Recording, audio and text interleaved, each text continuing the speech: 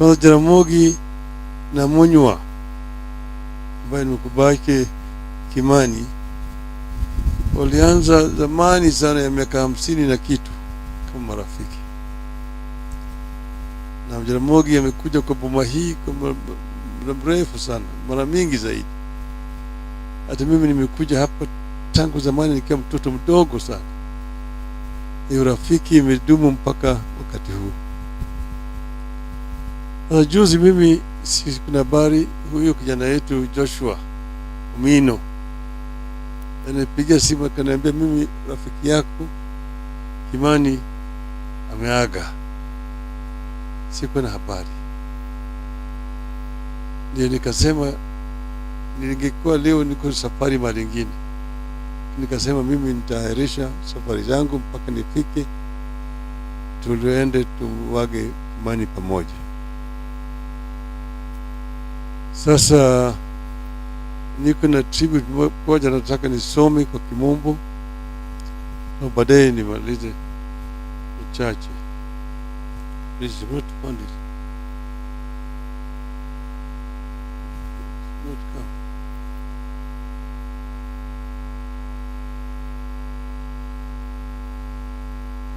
It is an honor for me to stand here to mourn and pay tribute to a friend, a visionary, and a trailblazer in the person of Mr. Lewis Wilkinson Kimani Wayaki.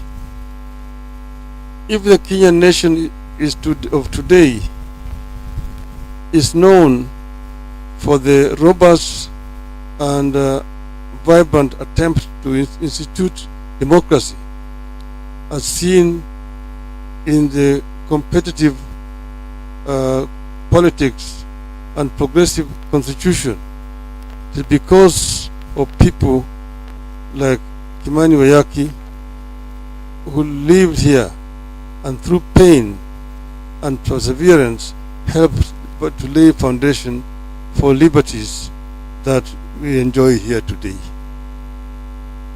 We are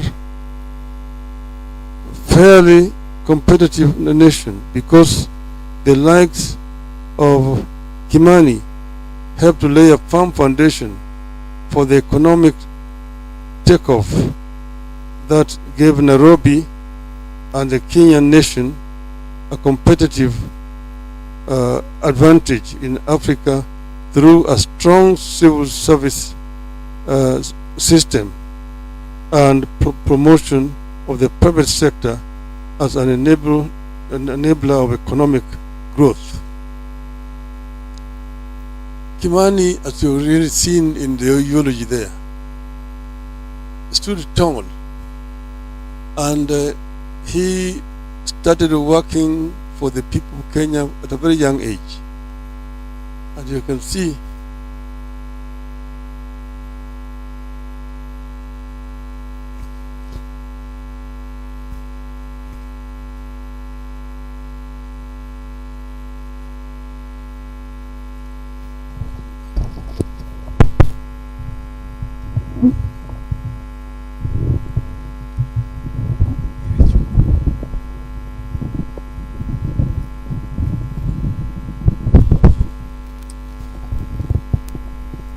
over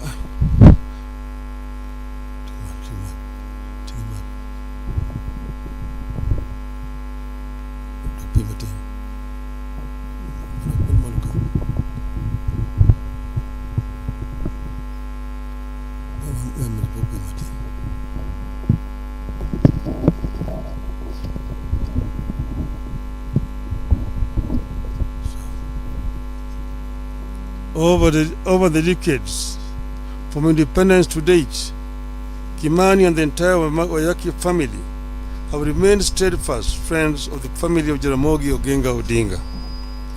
It is a friendship that came with great pain and persisted at great costs. It survived because of a deep shared belief in what Kenya could be if the country did away with the ills of tribalism, dictatorship, corruption, nepotism, and favoritism. Kimani, like his sister, Wambui Wayaki, best known as Wambui Otieno. His brother Munya Wayaki and their mutual friend, my father, Jaramogi Oginga Odinga, believed in and pursued the cause of justice, unity for the country, and respect for diversity of opinions. All of them paid a steep price for it.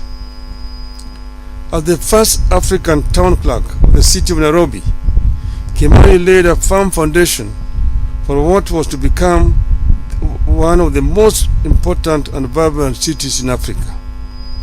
The country owes him gratitude for that. But we owe him even more for his belief in the need for plurality and diversity of political opinions as a foundation for a progressive nation. It is this belief that made him a proud and critical member and administrative secretary of the Kenya People's Union of Jaramogi, that is KPU. For choosing to stand with Jaramogi against Jomo Kenyatta and for joining KPU and not KANU, Kimani was abducted in Kampala, Uganda, by the people believed to be officers from the Kenya Police Special Branch, and later detained without trial from 7th of March 1968 to 19th December 1968. Kimani was asleep in his rented cottage in Kampala when at about 2 a.m. officers from the Special Branch, the Kenya Police, together with about 20 officers from the Uganda Research Bureau, pounced on him and drove him away to a number of secret locations, including forests in Uganda. He was handcuffed and blindfolded and renditioned to Kenya on March 8, 1968, for another ordeal of being shuttled between various police stations in Nairobi before he was finally taken to Embakasi police station. He was flown to Mombasa whilst blindfolded and transferred to Simulatewa prison, where he was detained without trial. Finally, on December 19, 1968, he was taken to State House, Nairobi, and released in the presence of President Jomo Kenyatta.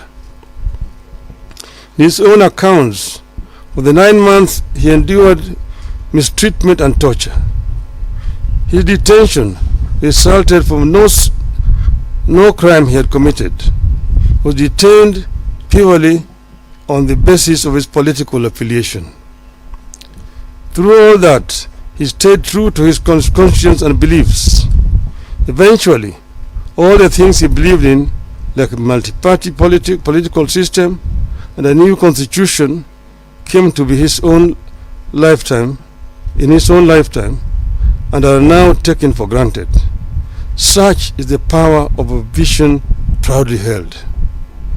I'm aware that Kimani went to court in 2015 to seek damages against the state for his detention in 1968.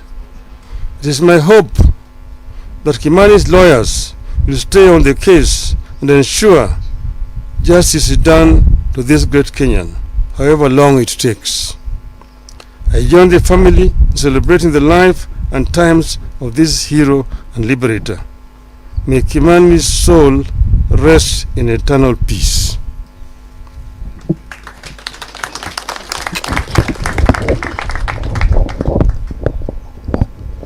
Vile nimesema kwa kimombo, unajua tuko marafiki, na Kimani na mimi nilikuwa kama wandugu. Yeye alikuwa mtu shupavu, lakini kile vile mtu ambaye hana chuki na mtu yeyote. Amefanya kazi kikamilifu kwa taifa la Kenya. Vile nimesema, aliumia zaidi. Munywa, vile mnavyojua, walianza siasa na Jaramogi. Munywa alikuwa candidate hapa 1961 Nairobi, akiunga mkono na Jaramogi, akisimama na the late Tom Mboya. Munywa baadaye akaja, alikuwa assistant minister ya Jaramogi wakati Jaramogi alikuwa vice president ya Jamhuri ya Kenya. Baadaye wakati Jaramogi alijiuzulu kwa serikali, hata Munya vile vile alijiuzulu. Baada haya Munya baadaye akawekwa kama waziri wa nchi ya kigeni. And all the records show that Munya was the most effective Minister of Foreign Affairs that Kenya has ever produced. He represented Kenya in many international fora. He spoke so strongly about apartheid regime in South Africa and said that over his dead body would Kenya have a relationship with the apartheid South Africa. He stayed on, and when multipartyism came, Munya became one of our members of Ford. He was a member of Ford, and later on Ford Kenya. Participated even in the elections of Ford Kenya. He was one of the people Jaramogi used to visit. Jaramogi akija Nairobi, anasema tufutini mimi Munya. Hata kule kwa nyumba yake pale kwa naishi huko Nairobi, ndio Jaramogi alikuwa anakwenda kukutana na watu huko ndani. Wamboi mnawajua vile tuko na Wamboi Otieno. Unajua vile tuko na Wamboi Otieno. Yeye ni dada yangu mkubwa.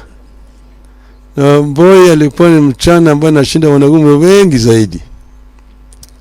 Tena tukisema tunaenda na Wamboi, hakuna kurudi nyuma. Amefanya mengi zaidi.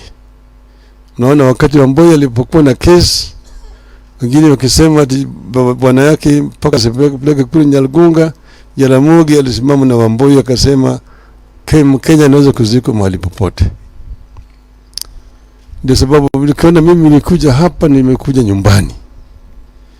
Nikiwa hapa mimi naweza kuongea bila kukuwa na wasiwasi yoyote. Tuko pamoja na jamii haya. Najua ni chungu, lakini Kimani ameenda, si wengine wamebaki. Maisha mpaka itaendelea. Sasa watu wengi wanapiga kelele hapa na pale, oh Raila ameenda kwa Ruto, ametuacha.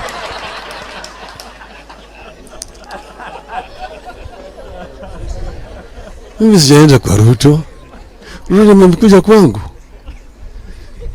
Mimi nimesema mimi nibaki, msimamo yangu haijabadilika. Kitu muhimu zaidi mpaka zaliwe mpaka sasa, mimi nakuwa napigania haki ya Wakenya yote. Uliona mwaka ile ingine sisi tulitoka yote, tulikuwa kwa barabara tukipigania Wakenya, kusema gharama ya maisha imepanda. Tukasema fungulieni sava. Tukasema mambo ya ufisadi imezidi. Tukasema mambo ya ukabila imezidi. Tulisema haya yote. Mpaka baadaye tukaunda jopo kazi kinaitwa NADCO, wakaandika ripoti. Jamaa walikuwa na sheta. Baadaye mwaka jana vijana wakajitokeza. Gen Z wakaingia kwa barabara. Wakapiga chafua sana tena. Wakapiga na hao watu. Wakatuma polisi kwenda kupiga watoto na kuua. Watoto wengi waliuawa. Hayo yote yakawa pale. Wakaleta watu jeshi. Wakatetemeka. Baadaye sasa wakalazimishwa kuvunja serikali na kusema watashauriana kuunda serikali mpya. Lakini sisi tumesema maneno ambayo ziko swala nyeti zimebaki pale pale mpaka litatuliwe. Lakini haviwezi kutatuliwa kama watu hawajakuja pamoja kuongea, kuangalia vile mambo yatakuwa. Ndio sababu hao jamaa wakikuwa wameshikwa na baridi na wamekuja upande yetu, mimi nikasema tufanye mambo marekebisho haya yote. Mnaona yale tumeandika maneno 10 yote ni yale tumekuwa tunadai, na wakasema watatimiza. Sasa tumesema tunapatia hao fursa ya kufanya hayo ili yarekebishwe. Uchaguzi itakuja mwaka 2027. Hapo wananchi wataamua wenyewe. Lakini kutoka hapa mpaka pale hatutaki wananchi wetu wazidi kuumia. Mambo matibabu iko na shida. Hii mambo ya SHA haifanyi kazi. Mpaka irekebishwe, si ndio irekebishwe? Sivyo? Hii mambo ya ushuru ambayo wananchi wanatozwa ni juu sana. Hata hii juma nyumba hizi mpaka irekebishwe, sio? Hawezi kurekebisha kama unakaa kando. Mpaka uingie Tale uambie fanya hii na hii na hii. Na weka watu yako hapa na hapa wafanye. Ikifika pale, mimi najua yale ambayo yalifanyika mwaka ile nyingine. Si mnajua yale yalifanyika? Si mliona? Wakati ile mambo ilikuwa ndio marama kule. Si mnajua yale yalifanyika? Kwa sisi sasa hatuwezi kukaa tu kando namna hii ili nchi iende kazame. Mpaka tufanye kazi tuone kama tunaweza kuyarekebisha. Wakati kifika 2027 Wakenya wataamua ni nani wanataka kuongoza. Sivyo?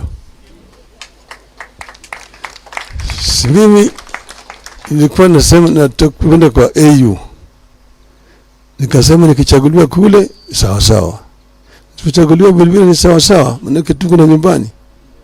Sababu amerudi nyumbani. Simerudi nyumbani. Si ndio? Sasa nataka nihame niende Bondo nikae Bondo. Baba endelea siendelee. Endelea siendelee.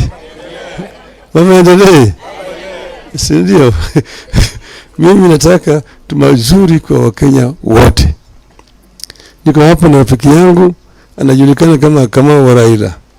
Wao ndio salimu ya watu. Mwaga andũ aitũ muri ega ringi njitagwo mweha wa Kamau